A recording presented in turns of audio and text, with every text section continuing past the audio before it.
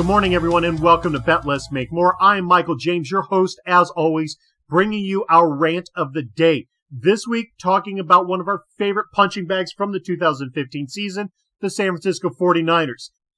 Now led by Chip Kelly, who's already doing Chip Kelly things, this team is looking to self-implode even further than what they did last year when Harbaugh left to go back into the college ranks and a mass exodus of talent left right behind him.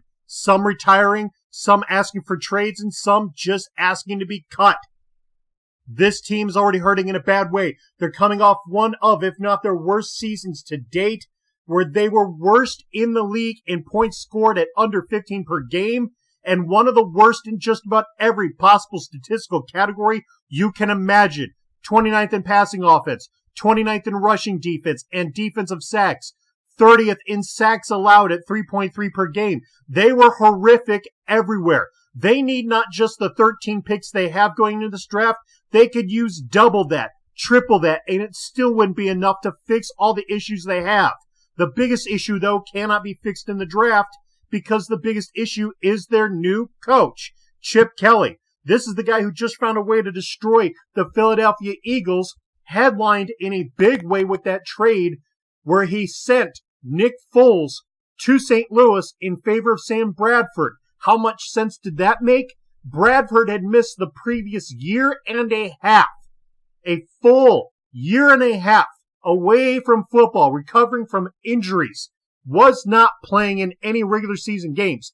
Only played in 7 of 7 he started in 2013 and was mediocre at best, putting up about 1,600 yards. In that same 2013, Nick Foles put up 2,800, starting 10 of the 13 he played in, a 9.1 average, and a ridiculous 27-2 touchdown interception ratio. Going into 2014, though Foles also missed half a year that season, starting in the 8 of 8 he played, he was well on his way of 4,300 yards passing in that season and still had a 7.0 average on that year. The same year, Bradford did not play a single snap of because he was out due to injury. That's how much sense that trade made. Let's take a guy who's been productive for us, who just crushed people the year before, and let's get rid of him in favor of a guy who's missed majority of the last 18 months. And of course, we all know how that story ends.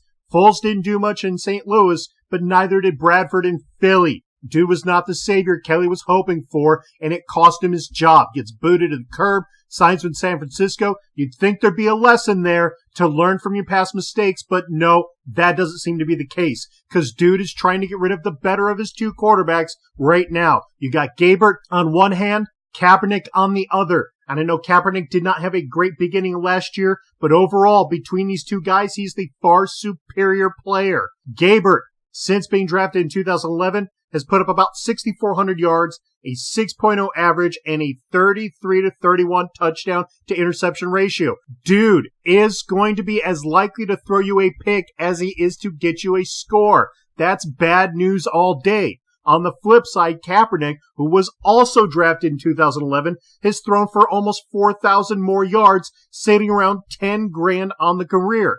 A 7.4 average, and a phenomenal 56-26 touchdown to interception ratio in comparison to what Gabbert has put up. On top of all that, dude has also racked 1,800 plus yards on the ground and another 11 touchdowns. He's the superior quarterback, he's the better athlete, and he's the far better fit for this scheme that Chip Kelly is going to be introducing in San Francisco. So why then get rid of this guy? Because it's Chip Kelly doing Chip Kelly things, like making trades for linebackers named Kiko Alonso, who just spent the previous year on IR, pushing away 3 top-level players on offense like LaShawn McCoy, Deshaun Jackson, and Jeremy Maclin. It's just what he does. He doesn't build a team, he destroys a team. It's what comes naturally to him, leaving us only with one question left.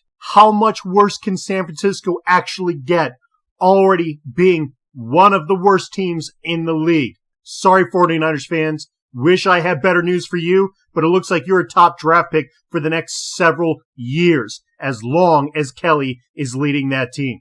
That's it for us today. For more information on our offseason analysis, go to our website, betlessmakemore.com, or find us on SoundCloud for all of our archives. I'm Michael James saying thank you for tuning in, and we'll see you next week.